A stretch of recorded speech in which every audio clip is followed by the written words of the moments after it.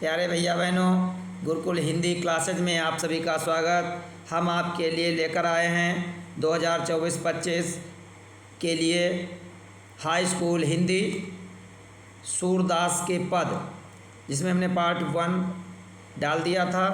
आज second part आपके पास पहुंच रहा है। तो इसमें हमने इस प्रकार से ये बनाया था और इसमें दूसरे पार्ट के अंतर्गत ये भाग है कि मैं अपनी सब गाय चरे हूँ। भगवान कन्हैया कहते हैं मैं अपनी समस्त गायों को चराऊँगा। माता यशोदा से जिद करने लगे कन्हैया कि हे मैया, मैं अपनी सब गौओं को अपने आप चराऊँगा। और कहने लगे कि प्रात होत बल के संग जय हों, तेरे कहे न रहो। प्रातःकाल होते ही यानी सुबह जैसे ही होगा तुरंत मैं बलदाऊ के साथ में चला जाऊंगा। हे माँ यशोदा, मैं तेरे कहने से बिल्कुल नहीं यहाँ रहूँगा। फिर अगली पंक्ति में ग्वाल बाल सब गायन के भीतर, ग्वाल बाल गायन के भीतर, नए कहु डर नहीं लागत। कहते हैं ग्वाल बाल और गौओं के भीतर हमें जरा सा भी डर नहीं लगता है। अग्रिम पंक्ति में भगवान कन्हैया कह रहे हैं कि आज न सोऊं नंद दुहाई, आज मैं बिल्कुल सोऊंगा नहीं। नंद बाबा कि मैं सौगंध खाता हूँ, सारी रात जागता रहूँगा, रैन रहूँगो जागत। और आज न सोमो नंद दुहाई, आज नंद बाबा कि मैं शपथ लेता हूँ कि आज बिल्कुल नहीं सोऊंगा, आज सारी रात जागता रहूँगा। अगली पंक्ति है कि सब और ग्वाल सब गाय चरे हैं, मैं घर बैठो रहे हूँ। और सारे ग्वाल बाल गौओं को चराएंगे और मैं घर बैठा रहूँगा, ये संभव नहीं हो सकता। अग्रिम पंक्ति में सूर्य श्याम तुम्हें सोई रहो, अब प्रात हो जान मैं देहूँ।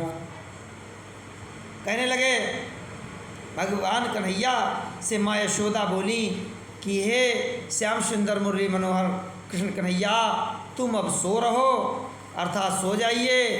प्रातःकाल होने पर मैं तुम्हें जाने के लिए भेज दूंगी, तुम चले जाना, लेकिन इस समय तुम सो जाओ। इस प्रकार से इस पद में भगवान कन्हैया के द्वारा गौओं को चराने की बात कही गई है स्वयं के द्वारा। माँ यशोदा ने उन्हें इस पद में अनुमति दी है कि सुबह हो और तुरंत तुम चले जाना। अगला पद है कि मैया हो न चरे हों गाय, कि मैया हो न चरे हों गाय। हे मैया, मैं गौओं को नहीं चराऊँगा। एक ही दिन गौओं को चराने के लिए कन्हैया गए और परेशान हो गए। अब अगले दिन कहते हैं हे मैया, मैं गौओं को चराने के लिए नहीं जाऊँगा। कहा, माँ यशोदा पूछने लगी क्यों नहीं जाओगे? तो बता रहे हैं कि सिगरे ग्वाल घिरावत मोशो, मेरे पाई पिराए। कहने लगे सारे ग्वाल बाल हमसे गौओं को घिरवाते हैं, हकवाते हैं, इसलिए मेरे पैर पिराए माने दर्द करने लगे हैं। और कहने लगे कि जौन पत्याही पूछ बल दाऊही, अपनी सौह दिवाए। अगर तुम्हें भरोसा न हो तो बलदाऊ भैया से पूछ लो, लेकिन अपनी सौगंध खिला करके, अपनी सौह दिवाए, अपनी सौगंध दिलवा करके पूछ लीजिए बलदाऊ भैया से, अगर आपको मुझ पर भरोसा ना हो। ऐसा सुनने के बाद यह सुनी माई जशोदा ग्वालनी गारी दे तिरछाए। यह सुन करके माता यशोदा ग्वालिनियों को ग्वाल वालों को गाली देने लगी हैं, रिसाए माने क्रोधित होकर के। और यह सुन करके माता यशोदा ग्वाल वालों को क्रोधित होकर के गालियाँ देने लगी हैं और कहती हैं कि मैं अपने लड़का को, कि मैं पठवत अपने लड़का को आवे मन बहराए, कि मैं अपने बेटे को, लड़के को इसलिए भेजती हूँ कि वो जा कर के जंगल में गऊँ के साथ में जा कर के अपने मन को बहलाए आवे, प्रसन्न हो जाए, इसलिए भेजती हूँ। और ये सब ग्वाल बाल दौड़ा दौड़ा करके मेरे बेटे को मारे डाल रहे हैं। शूर श्याम मेरो अति बालक मारत ताहि गाय। सूरदास जी कहते हैं, माँ यशोदा कहने लगी कि मेरा बच्चा अत्यंत लघु है, छोटा है, उसे दौड़ा दौड़ा करके ये सब मारे डाल रहे हैं, उसे दौड़ा दौड़ा करके ये सब मारे डाल रहे हैं। मारत ताहि गाय। फिर ये भी पद हो गया। फिर अगला पद है, उसमें सखियाँ कहती हैं, क्या कह रही हैं कि सखीरी मुरली लीजे चोरी। अरे हे सखी, एक गोपिका दूसरी गोपिका अर्थात अपनी सखी से कहती है कि हे सखी, तुम कन्हैया की मुरली को चुरा लो। क्यों? कहा, जिन गोपाल कीन्हे अपने बस, प्रीति सबन की तोरी, सखीरी मुरली लीजे चोरी। हे सखी, तुम इस कृष्ण कन्हैया मुरली मनोहर श्याम सुंदर नंद नंदन गोपाल नंदन यदुनंदन गोपाल की मुरली को चुरा लो। क्यों? कि जिसने गोपाल कन्हैया को अपने बस में कर लिया है, प्रीति सबन की तोर, सभी से प्रेम को तोड़वा करके, और कृष्ण कन्हैया मुरली मनोहर श्याम सुंदर दास को इसने अपने बस में कर रखा है। अग्रिम पंक्ति है, छिन इक घर भीतर निशिबाशर, धरतन कब हूँ छोर।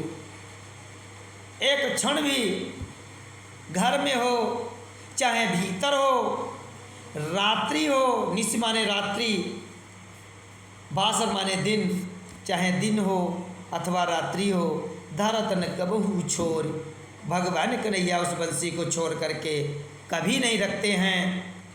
और कह रही हैं कि कबहू कर माने हाथ, कर माने हाथ, कभी तो बंसी को हाथ में रखते हैं और कभी कभी कहाँ रखते हैं, कबहू अधरणी, अधरन माने होष्ठ, और कभी होठों पे रखते हैं, होष्ठ, होष्ठ को ओष्ठ भी कहते हैं।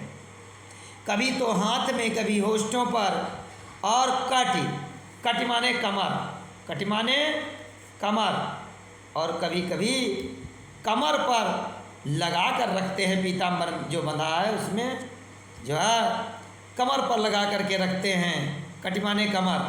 कबहू खोसत जोरी, कबहू कबहू अधरणी, कटी कबहू खोसत जोर, सखीरी मुरली लीजे चोरी।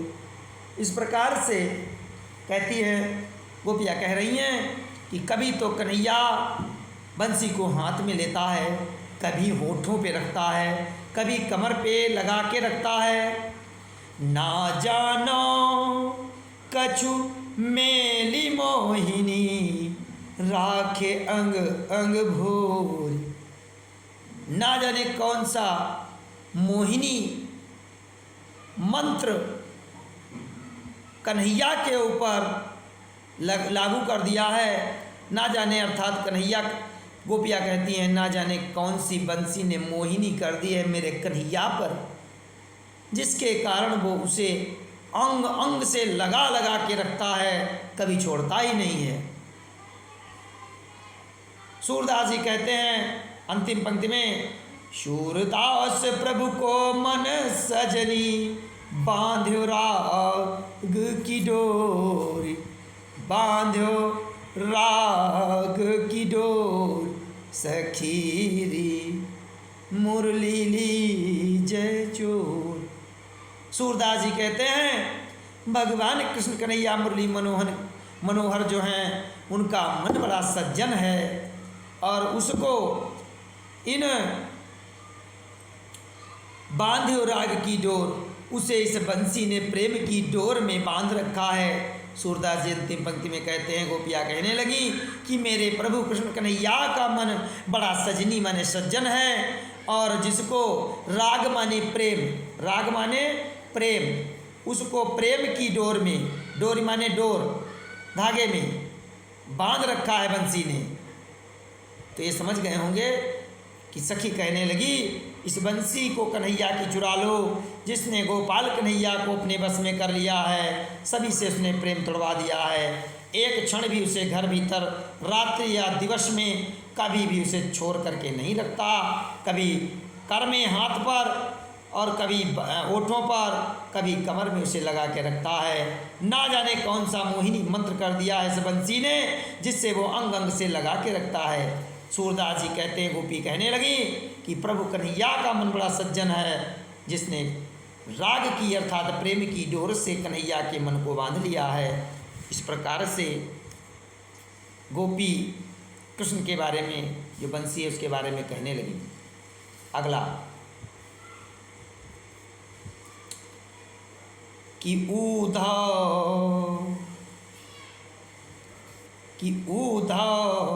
मोहि ब्रज बिसरत नाही, ऊधा मोहि ब्रज बिसरत नाही, वृंदावन गो कुल वन उपवन, सघन कुंज की छाही, ऊधव मोहि ब्रज बिसरत नाही।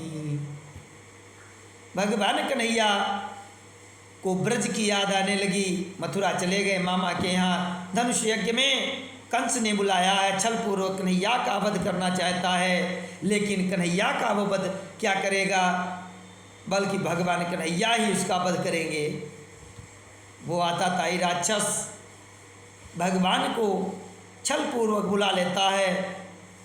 भगवान कन्हैया मथुरा पहुँच गए हैं, आज उन्हें ब्रज की याद आ रही है और कहते हैं, उद्धव उनके मित्र हैं कृष्ण के, वह उद्धव को भेजते हैं कि जाओ गोपिकाओं को ग्वाल बालों का हाल चाल लेके आ जाओ, और कहते हैं कि हे उद्धव हमें ब्रज भुलाए नहीं भूल रहा हमसे, उद्धव मोहि ब्रज बिसरत नाही, बिसरत माने भुलाए नहीं भूल रहा है, बिसरत माने भुलाए। उद्धव हमें ब्रज भुलाए नहीं भूल रहा है, मुझे ब्रज भुलाए नहीं भूल रहा है। क्या क्या याद आ रहा कन्हैया को, वृंदावन गोकुल वन उपवन, सघन कुंज की छाही। वृंदावन गोकुल वन उपवन, सघन माने घनी, कुंजल, कुंज माने होता है कोमल पत्तों के झुरमुट, और उनकी छाया हमसे भुलाए नहीं भूल रही है। वृंदावन, वृंदा माने होता है, वृंदा का अर्थ होता है तुलसी, वृंदा का अर्थ तुलसी, और वन माने जंगल। तुलसी का जो जंगल है उसे वृंदावन कहते हैं। उसका नाम वृंदावन इसलिए पड़ा क्योंकि वहाँ तुलसी का बहुत बड़ा वन है। तो भगवान कन्हैया कहते हैं, मुझे वो वृंदावन याद आ रहा है, मुझे गोकुल, गोवंशी पशु जहाँ पाले जाते ज़्यादा इसलिए उसे गोकुल कहते हैं, वो गोकुल मुझे याद आ रहा है, वो बड़ा सा वन क्षेत्र मुझे याद आ रहा है, और छोटे छोटे बगीचे उपवन भी मुझे याद आ रहे हैं। और कहते हैं सघन कुंज की छाई और कोमल पत्तों के झुरमुट की छाया जो है वो मुझे बहुत सताती है। और क्या कह रहे हैं कि प्रात होत प्रात समय माता जसुमती अरु नंद देखी सुख पावत, माखन रोटी दही सजायो अति सुहित साथ खवावत। प्रातः समय माता यशुमती और नंद बाबा हमें देख करके काफ़ी सुख प्राप्त करते हैं। मक्खन रोटी दही मुझे सजा के देते हैं और अत्यंत हित के साथ में हमें वो खिलाते हैं। गोपी ग्वाल बाल संग खेलत सब दिन हंसत शिरात, शूरदास धनि धनि ब्रजवासी जिन सोहित जदुजात। गोपी ग्वाल बाल सभी के साथ में मुझे खेलते मेरा सारा दिन हंसते खेलते व्यतीत होता है। सिरात माने व्यतीत होना, सिरात माने होता है व्यतीत होना। उनका सारा दिन हंसते खेलते गोपी ग्वाल बालों के साथ में व्यतीत होता है। और कह रहे हैं कि सूरदास धनी धनी ब्रजवासी, सूरदास जी कहते हैं धन्य है ब्रज के वासी निवासी, जिनसे इतना हित जदुजात, जदु माने यादव, हाँ, और यहाँ जदुतात लिखा है, इसको ठीक कर लें, जदुजात होना चाहिए यहाँ पे, जदु जात, जात माने पैदा उत्पन्न, यदु जदु माने यादव, यादव वंश में उत्पन्न पैदा हुए अर्थात भगवान कन्हैया से इन ब्रज के वासियों के प्रति भगवान कन्हैया का इतना हित है। सूरदास धन धन ब्रजवासी, धन्य है ब्रज के वासी, जिनसे जदुजात अर्थात कृष्ण का इतना हित है। इस प्रकार से ध्यान देंगे।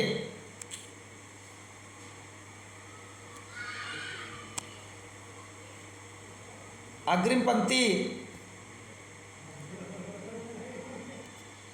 उधव मनन भय 10-20। गोपियाँ कहने लगी, उद्धव ने निर्गुण शिक्षा दी कि निर्गुण ईश्वर की उपासना करो। हे गोपियों, भगवान कन्हैया के चक्कर में काहे परेशान हो मरी जा रही हो। तुम भगवान कन्हैया को भूल जाओ और जब तक वो ना आए तब तक तुम क्या करो, निराकार ब्रह्म की उपासना करो। तो गोपियाँ उद्धव को किस प्रकार से निरुत्तर करती हैं अपने अकाट्य तर्कों के माध्यम से। कहती हैं कि उद्धव मनन भय 10-20। हे उद्धव, मेरे पास 10-20 मन नहीं है। एक हुतो सो गयो रे श्याम संग, एक हुतो सो गयो रे श्याम संग, को अवराधे ईश। उद्धव मनन भय जगदीश, उद्धव मनन भय 10-20। हे उद्धव, मेरे पास 10-20 मन नहीं है। मेरे पास एक ही मन था, वो श्याम सुंदर कन्हैया के साथ में चला गया। जब मथुरा गए कन्हैया, उन्हीं के साथ मेरा मन चला गया। इसलिए अब तुम्हारे इस निर्गुण की उपासना कौन करे, को अवराधे ईश, कौन ये तुम्हारे निराकार ब्रह्म की उपासना करे। अगली पंक्ति में कहती हैं कि इंद्रिय शिथिल भई के सब बिन, ज्यों देही बिन शीस। आशा लागी रहति तन श्वासा, जीवहि कोटि बरीस। उद्धव मनन भय 10-20। एक ही मेरे पास मन था, वो कृष्ण कन्हैया श्याम सुंदर के साथ में चला गया। इसलिए हे उद्धव, तुम्हारे निराकार ब्रह्म की उपासना कौन करे। नीचे वाली पंक्ति में कहती हैं कि इंद्रिय शिथिल, कौन कौन इंद्रिय, एक तो आँख, दूसरा कान, तीसरी ने ये नासिका, चौथी जीभ, ये, और पांचवी हम सब की है त्वचा। ये पांचों इंद्रियां जिनसे हम ज्ञान अर्जित करते हैं, ये पांचों इंद्रियां हमारी केशव अर्थात कन्हैया के बिना उसी प्रकार से प्राणहीन हो गई हैं, निर्जीव हो गई हैं, शिथिल हो गई हैं, कुछ करती ही नहीं हैं। ज्यों देही बिन शीश, जैसे उसी प्रकार से शिथिल हो गई जैसे किसी के ये सर जो है, सर किसी के धड़ से अलग कर दिया जाए, जैसे किसी व्यक्ति के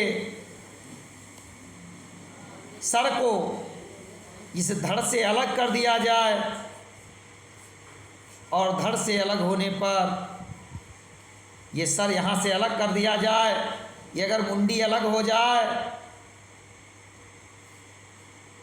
तो जैसे ये नीचे वाला भाग प्राण विहीन हो जाता है, बेकार हो जाता है, ठीक उसी प्रकार से आज कन्हैया के चले जाने पर हमारे समस्त अंग जो इंद्रिय हैं अर्थात इंद्रियां हैं, वो सारी की सारी निर्जीव हो गई हैं।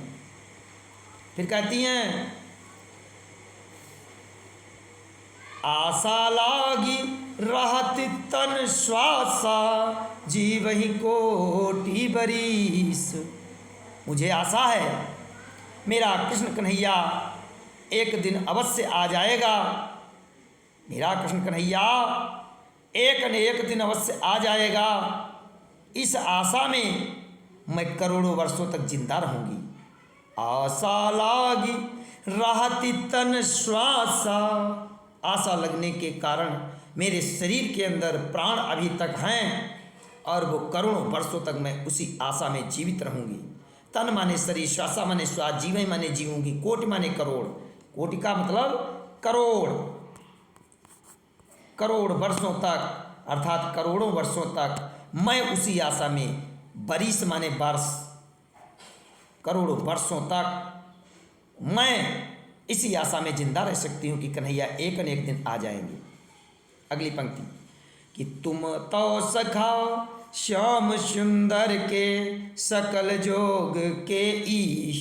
हे उद्धव, तुम तो मित्र हो कृष्ण कन्हैया के और तुम योग के भगवान कहे जाते हो, संपूर्ण योग विद्या के ईश्वर कहे जा रहे हो। मैं तुमसे पूछती हूँ कि सूर हमारे नंदन बिनु, सूरदास जी कहने लगे, गोपियाँ उद्धव से कहती हैं कि मेरे नंद के नंदन अर्थात कृष्ण कन्हैया के बिना, नंद नंदन अर्थात कृष्ण कन्हैया के बिना संसार में मेरा और कोई नहीं है। सूर कहने लगी कि ये पंक्ति देखो नीचे वाली, सूर हमारे नंद नंदन बिनु और नहीं जगदीश। सूरदास जी कहते हैं, गोपियाँ कहने लगी उद्धव से, लिखते हैं कि नंद के नंदन अर्थात कृष्ण के बिना और मेरा दुनिया में कोई भगवान नहीं है। अग्रिम पद है, इसमें उद्धव से गोपियाँ किस प्रकार से बहस कर रही हैं, क्या कहती हैं कि ब्रज नारिन सो जोग कहत हो, ब्रज की स्त्रियों से योग करने के लिए कह रहे हो, ब्रज की स्त्रियों से योग करने के लिए कह रहे हो। बात कहत न लजाने, ब्रज की स्त्रियों से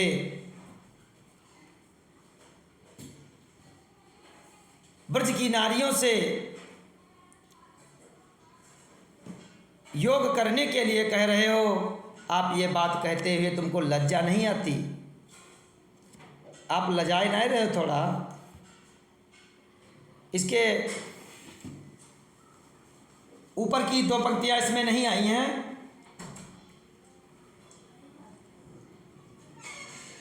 इन पंक्तियों से पहले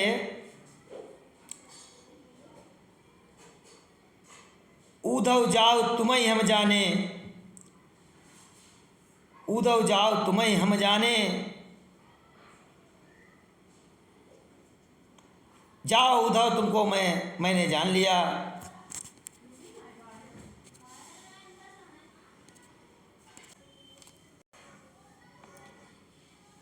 इसके दो पंक्तियां इसमें छूट गई हैं कि ब्रजनारिन सो जोग कहते हो, इसके ऊपर है ऊधव जाहु तुम्हें हम जाने।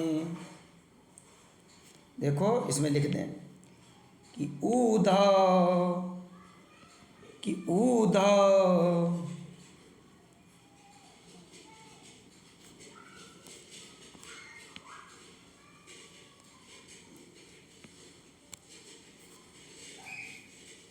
इसमें से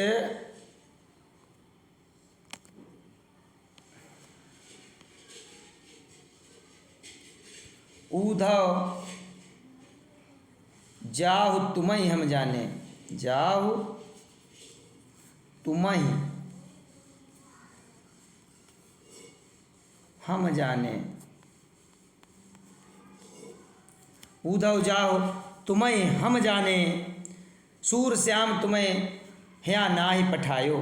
सूर, सूर श्याम, इसके ऊपर की पंक्तियां हैं कि सूर श्याम तुम्हें नाही पठायो। यहाँ पे लिखते आएगा नहीं, सूर श्याम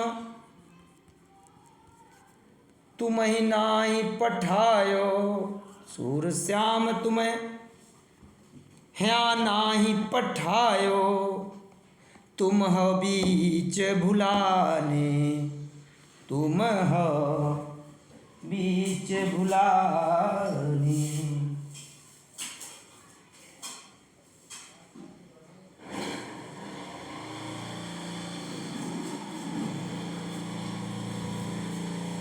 पंखा चला लें, गर्मी लगने लगी थी, लाइट चली गई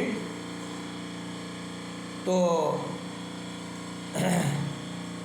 लेकिन ये तो शोर मचा रहा है। ऊधव जाओ तुम्हें हम जाने, ऊधव जाओ तुमको हम जान गए। सूरदास जी कहते हैं कि श्याम सुंदर मुरली मनोहर कन्हैया ने तुम्हें यहाँ नहीं भेजा था, तुम हो बीच भुलाने, तुम बीच में ही मार्ग भूल गए हो, तुम बीच में ही सूर श्याम तुम्हें ह्या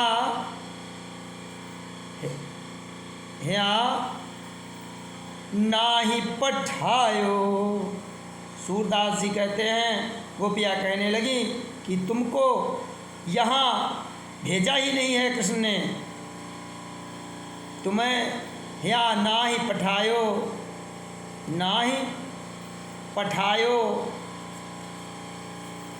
क्यों? तुम हो बीच भुलाने, तुम हो बीच भुलाने, तुम बीच में रास्ता भूल गए हो। ऊधव जाओ तुम्हें हम जाने, सूर श्याम तुम्हें नाय है ना ही पठायो, तुम हो बीच भुलाने। इस प्रकार से दो पंक्तियाँ छूट गई, इनको हमने बताया। तो इस प्रकार से उद्धव कहने लगे जाओ, उद्धव से गोपियाँ कहती हैं कि जाओ तुम्हें मैं समझ गई। सूरदास जी कहते हैं कि श्याम सुंदर कन्हैया ने उद्धव को यहाँ भेजा ही नहीं है। गोपी कहती हैं हे उद्धव तुम बीच में रास्ता भूलकर यहाँ आ गए हो। ब्रज नारिन सो जोग कहत हो, ब्रज नारिन सो जोग कहत हो, ब्रज नारिन सो जोग कहत हो, बात कहत न लजाने। ब्रज की नारियों से तुम योग विद्या करने के लिए कहते हो, योग करने के लिए कहते हो, बात कहते तुम्हें लज्जा नहीं आ रही।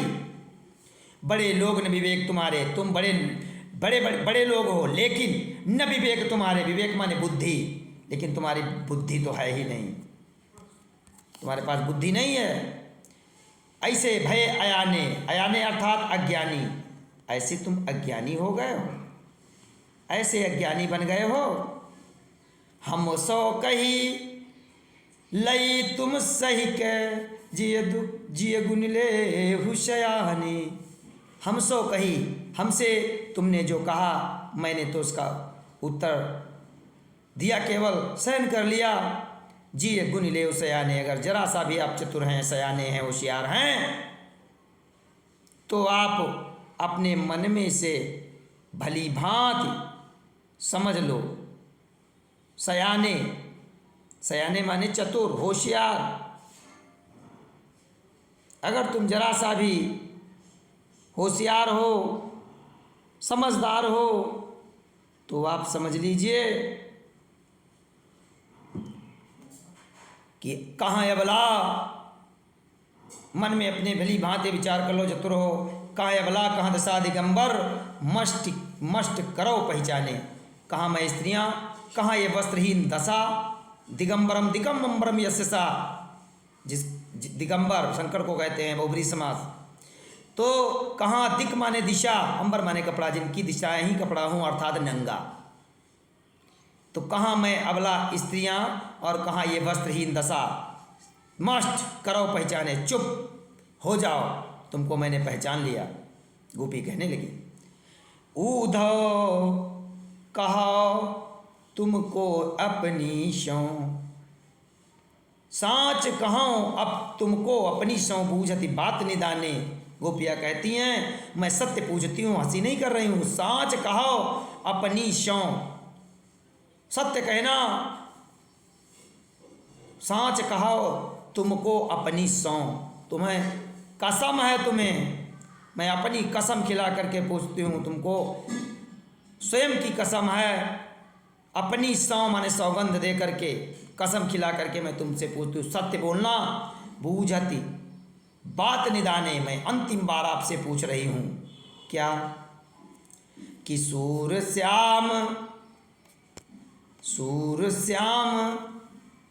जब तुम ही पठायो, तब न कहो मुस्काने।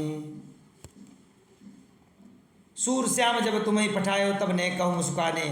सूरदास जी कहते हैं, गोपियाँ पूछने लगी, सूरदास जी लिखते हैं अपने पद में कि जब कन्हैया ने तुम्हें भेजा था उद्धव, तब क्या थोड़ा सा मुस्काने नहीं थे? इस प्रकार से उद्धव को निरुत्तर कर देती हैं गोपियाँ अग्रिम कि निर्गुण कौन देश को वासी। ये बताओ उद्धव जी, ये तुम्हारा निर्गुण जो ब्रह्म है, ये किस देश का निवासी है? मधुकर कहीं समझाए सौह दे। हे मधुकर माने उद्धव, मधुकर माने भौरा होता है, उद्धव। तो उद्धव जी इसको ऐसे भी लिख सकते हैं, उद्धव।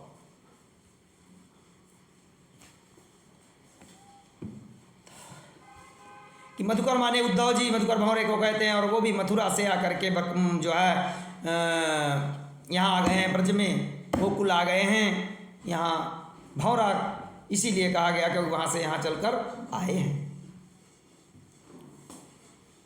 तो उद्धव मधुकर कहीं समझाए सौह दे। हे उद्धव जी, मैं तुम्हें समझा करके कह रही हूँ, तुमको कसम है, मैं कसम भी दिलाती हूँ, सौगंध दे, तुम्हें कसम दे करके पूछ रही हूँ कि बूझती हाँ साचन हाथसी। मैं सत्य पूछती हूँ, मैं हंसी नहीं कर रही। मैं सत्य पूछती हूँ, मैं हंसी नहीं करती। को है जनक, ये निर्गुण ब्रह्म जो बता रहे हो, निराकार ब्रह्म, इसका जनक माने पिता कौन है? जनक माने पिता, इसका बाप का नाम बताओ जो निराकार ब्रह्म है। कौन है जननी, अम्मा, कौन सी इसकी माँ है? कौन नारी, नारी माने स्त्री, कौन इसकी स्त्री है? को दासी, दासी माने सेविका, सेवा करने वाली, नौकरानी। जो तुम्हारा निराकार ब्रह्म है, कौन उसके पिता है, कौन उसकी माता है, कौन उसकी स्त्री है, और कौन उसकी सेविका करने वाली नौकरानी है। कैसो बरन बेस भेष है, कैसो के ही रस मैं अभिलाषी। इसका वर्ण माने रंग, वर्ण माने रंग कैसा है, इसका भेष, भेष का मतलब वेशभूषा, वेश का मतलब वेशभूषा कैसी है तुम्हारे निराकार ब्रह्म की, और ये किस रस का अभिलाषी माने इच्छुक है, अभिलाषा रखता है। गोपियाँ आगे कहती हैं, पावे गोपुन कियो आपनो जोर करो गो गासी। उद्धव तुम अपनी करनी का फल पा जाओगे यदि मुझसे छल कपट करोगे। यदि गासी माने छल कपट, यदि मुझसे छल कपट करोगे तो आप अपनी करनी का फल पा जाओगे। सुनत मौन होए रहो बाबरो सब मति शूर सबय मति नासी। इतना सुनने के बाद उद्धव मौन हो जाते हैं और ऐसा लगता है कि वह विक्षिप्त हो गए हों दिमाग से, अर्थात पागल हो गए हों। सूर सबय मति नासी, सूरदास जी कहते हैं कि उद्धव के सब प्रकार से बुद्धि का विनाश हो गया है, बुद्धि क्षीण हो गई है। इस प्रकार से गोपिकाओं ने उनके अकाट्य तर्कों के माध्यम से उनको निरुत्तर कर दिया। उद्धव जी भी कहते हैं कि अगर मुझे कन्हैया को ये संदेशा देना न होता, चित चेतावनुन हो तो रावरों को, तो गौन रौन रेती से कदापि करते नहीं। अगर मुझे कन्हैया को यहाँ की सूचना देनी न होती तो इस यमुना के सुंदर कुंजों से, झुरमुटों से, आसपास कदम्ब के वृक्षों से आच्छादित यमुना की रेती अर्थात किनारा छोड़कर मैं कभी नहीं जाता। यही कुटिया बना करके हम भी भगवान कन्हैया की आराधना करते। गोपियों के प्रेम ने उद्धव को कन्हैया का भक्त बना दिया। संदेशो अग्रिम पद है। मेरे प्यारे भैया बहन ध्यानपूर्वक सुनते रहें, ज्ञानार्जन करें और अपने दिल और दिमाग में इसे बिठाएं, अधिक से अधिक अंक प्राप्त करें। ध्यान दें कि संदेशो देव की शो कहियो। सभी प्यारे भैया बहन ध्यान देंगे, पद जो हैं वो क्रम हो सकता है इधर उधर हो गया हो, लेकिन जो आपके पाठ्यक्रम में जितने भी पद हैं सभी पद हम पढ़ा रहे हैं, क्रम इधर उधर हो सकता है इसमें लिखने के लिए।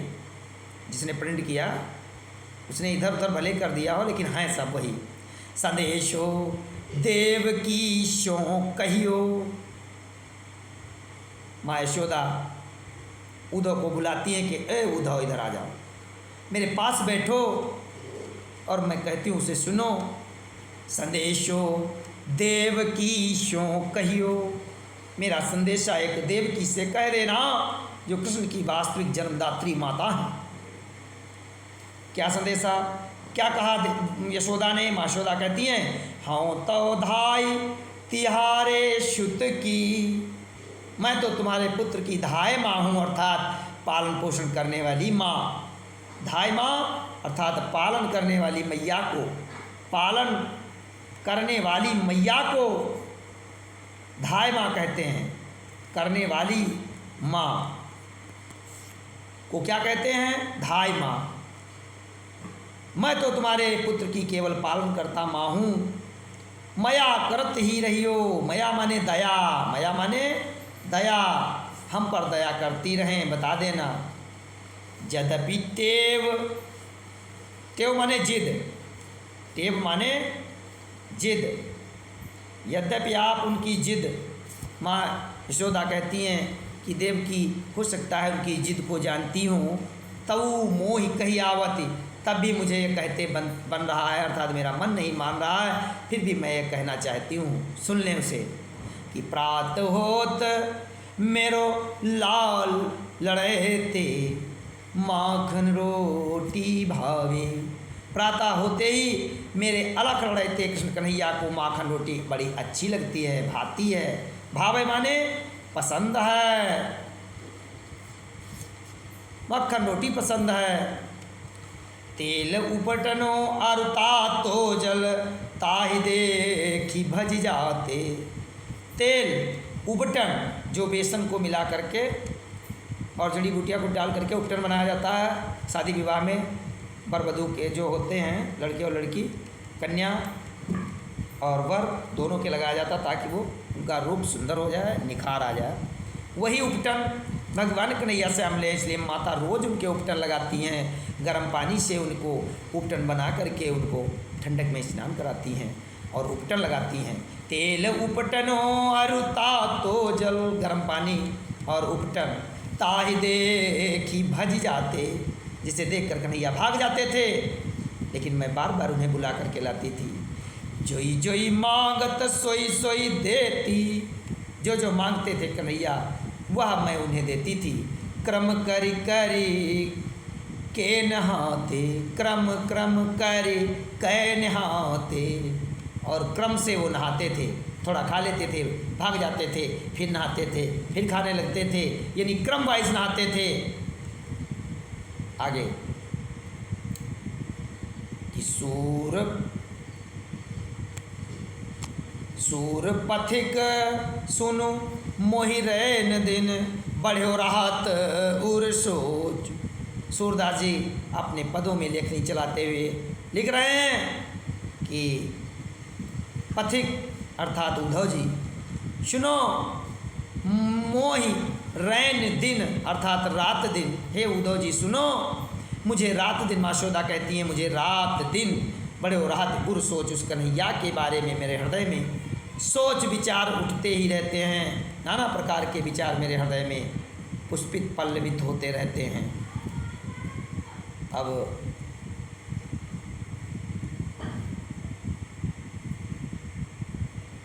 इस प्रकार से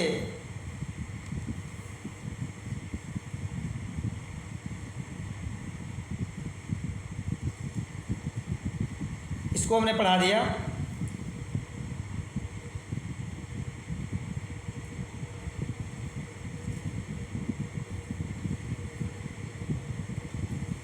देख लें एक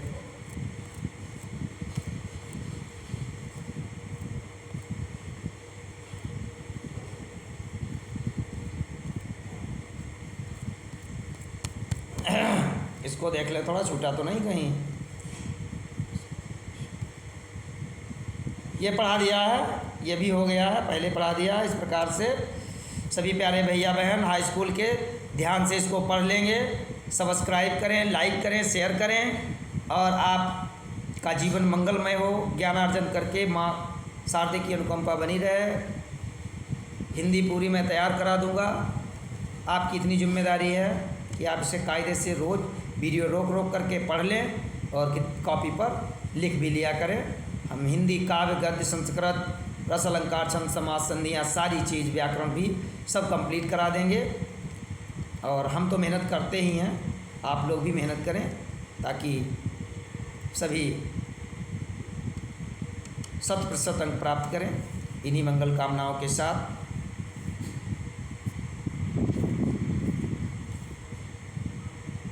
वाणी विराम। सभी इसको नोट